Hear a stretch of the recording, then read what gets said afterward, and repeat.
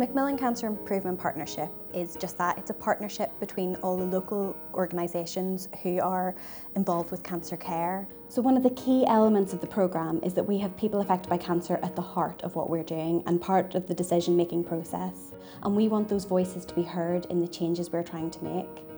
People think that young people don't get cancer and stuff like that, and major illnesses don't affect them, but it does. So I think young people should have a voice. I owe it to my partner to carry on, but also the negative points that we went through, I don't want anyone else to go through that. Once I'd finished radiotherapy, it took me a while to actually come to terms with what my situation was and try and get back into a normal routine of life.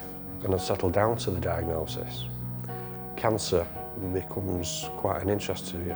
There was an opportunity for a user representative with MSIP, so I put myself forward on that.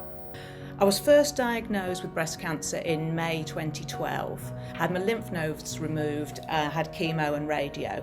I then became involved in the project using the experiences that I'd had. I felt that I'd had a relatively positive experience on my cancer treatment, so I wanted to share those positive aspects. If people want to get involved with the programme, the first thing they're likely to see is either a poster that's up in maybe a GP surgery, or they may read something about the programme online. And from that, they need to register their interest by completing a pledge card, which is where we ask people just to share their details with us, and we'll get in touch with them after that. The next step is to ask them to fill in a participation form, and on that we capture more details about them really, so why they want to get involved, where they're from, what we can do for them basically to help them get involved. We then invite them in for a one-to-one induction meeting with myself.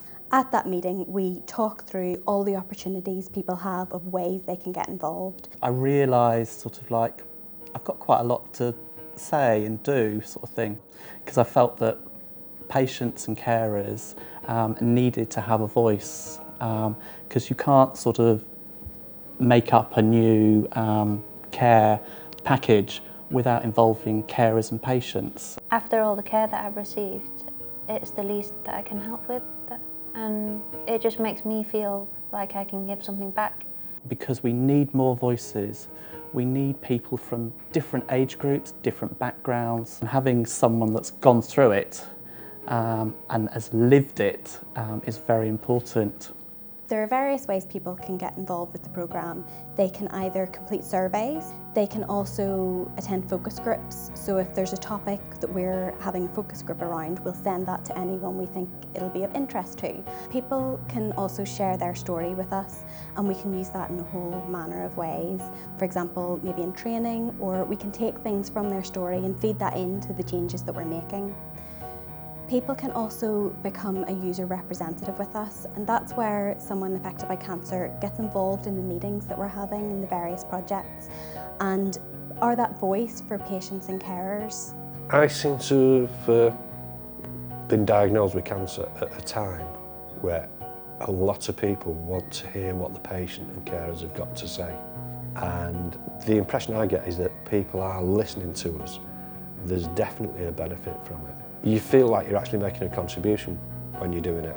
Once someone's become involved with the programme, we will support them in various ways. So for example, we've developed a user involvement handbook, which just details things like expenses forms, what training they can have, and what support they can expect on a one-to-one level. We have a newsletter that we send out to all volunteers. I'm always there at the end of the phone or via the short email, so they can get in touch with someone on a regular basis.